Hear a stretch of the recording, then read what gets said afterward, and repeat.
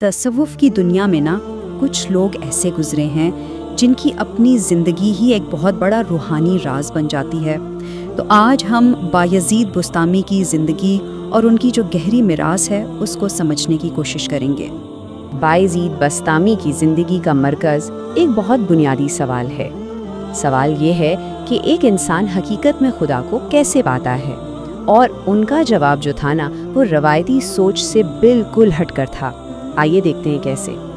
حضرت بایزید بسطامی کا ایک بہت مشہور قول ہے، اور اس میں ایک عجیب سی بات ہے۔ وہ کہتے ہیں، میں نے اللہ کو تب پہچانا جب میں خود کو بھول گیا۔ لیکن خود کو بھلا دینے کا مطلب آخر ہے کیا؟ چلیں اسی راز کو کھولنے کی کوشش کرتے ہیں۔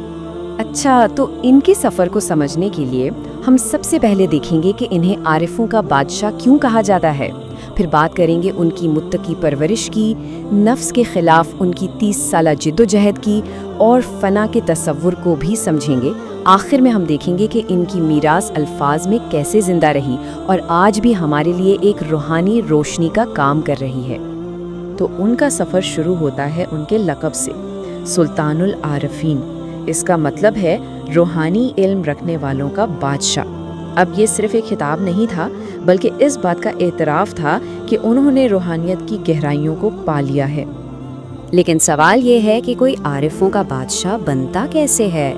اس کی بنیادیں ملتی ہیں ان کی ابتدائی زندگی اور پرورش میں، جس نے ان کے کردار کی بنیاد رکھی تھی۔ ان کا اصل نام تیفور ابن عیسیٰ ابن آدم تھا۔ وہ ایران کے شہر بسطام میں پیدا ہوئے۔ ان کا گھرانہ تقوی اور عبادت کے لیے بہت مشہور تھا، اور اسی ماحول میں انہوں نے بہت کم عمری میں ہی قرآن مجید حفظ کر لیا تھا۔ ان کی زندگی میں ایک بہت اہم موڑ تب آیا جب انہوں نے قرآن کی یہ آیت سنی کہ اور اپنے والدین کے ساتھ احسان کرو۔ بس یہ ایک حکم سنا اور فوراً اپنی رسمی تعلیم چھوڑ کر خود کو اپنی والدہ کی خدمت کے لیے وقف کر دیا۔ یہ واقعہ ان کی بے غرضی کی پہلی جھلک تھی۔ اپنی والدہ کی خدمت میں خود کو پیچھے رکھنا تو ایک چھوٹی سی تربیت تھی۔ یہاں سے ان کے سفر کا اصل مرحلہ شروع ہوا، اپنی ہی انا کے خلاف ایک طویل اور شدید جنگ، جو 1-2 سال نہیں پورے 30 سال تک جاری رہی۔ دیکھیں، ان کی زندگی کا صرف ایک ہی مرکزی مقصد تھا، تزکیہ نفس، یعنی اپنے اندر کی پاکیزگی، اپنی ذات کی صفائی۔ اور اس مقصد کو حاصل کرنے کے لیے انہوں نے بہت سخت روحانی ریاضت، زہد اور اللہ کے مسلسل ذکر کا راستہ اپنایا۔ ان کے اپنے الفاظ اس جد و جہد کی گہرائی کو ظاہر کرتے ہیں۔ وہ فرماتے ہیں، 30 سال تک میں نے اپنے نفس کے خلاف جد و جہد کی، یہاں تک کہ آخر کار اس نے اللہ کی اطاعت قبول کر لی۔ تو پھر اس 30 سال کی شدید جد و جہد کا نتیجہ کیا نکلا؟ اس کا جواب ایک ایسی روحانی کیفیت میں ہے جسے فنا کہتے ہیں، یعنی اپنی ذات کا مٹ جانا، خود کو مٹا دینا۔ تصوف کا سب سے گہرا تصور ہے فنا۔ یہ وہ روحانی حالت ہے جہاں انسان کی اپنی خواہشات اور اس کی میں کا احساس ختم ہو جاتا ہے، اور وہ مکمل طور پر ذات الہی میں جذب ہو جاتا ہے۔ فنا کے اس تصور کو سمجھنے کے لیے ان 3 مراحل کو دیکھا جا سکتا ہے۔ پہلا قدم دنیاوی خواہشات کو ختم کرنا، پھر دوسرا اپنی انا کو مٹانا، اور آخر میں ذات الہی میں جذب ہو جانا۔ فنا کی اسی وجدانی کیفیت میں وہ کبھی کبھی کچھ ایسے کلمات کہتے تھے جو ظاہری طور پر شاید متنازع لگیں۔ انہیں شتیات کہا جاتا ہے۔ یہ دراصل ان کے براہ راست روحانی تجربے کا بے ساختہ اظہار ہوتے تھے، جہاں میں اور وہ کا فرق ہی مٹ جاتا ہے۔ اب حیرت کی بات یہ ہے کہ اتنی گہری حکمت رکھنے کے باوجود بایزید بسطامی نے خود ایک بھی کتاب نہیں لکھی۔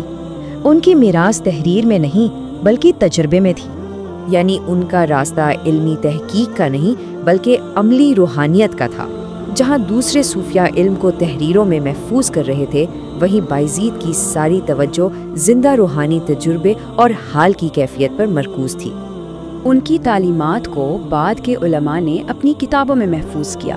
ان کتابوں میں تذکرۃ الاولیاء، الرسالۃ القشیریہ اور طبقات الصوفیہ جیسی اہم کتابیں شامل ہیں، جس کی وجہ سے ان کی حکمت نسل در نسل ہم تک پہنچی۔ ان کی تعلیمات نے بعد کے بہت بڑے صوفیاء جیسے حضرت جنید بغدادی اور حضرت شبلی پر بہت گہرے اثرات ڈالے۔ یہ اس بات کا ثبوت ہے کہ ان کی روحانی میراث کتنی وسیع تھی۔ तो फिर इबादत का असल मकसद क्या है? बायजीद बस्तामी के नज़दीक इसका जवाब मोहब्बत है, कोई तजारत नहीं।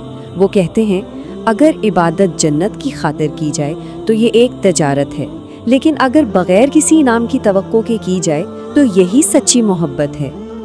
आखिर में बायजीद बुस्तामी की ज़िंदगी की सारी हिकमत एक ऐसी लाजवाल रूहानी रोशनी की तरह है जो आज भी हर रूहानी मुसाफिर को रास्ता दिखा रही है।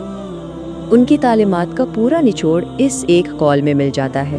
अल्लाह तक पहुंचने के लिए इल्म को खुलूस के साथ, इबादत को आजिज़ी के साथ और ज़िंदगी को सच्चाई के साथ मिलाना ज़रूरी है।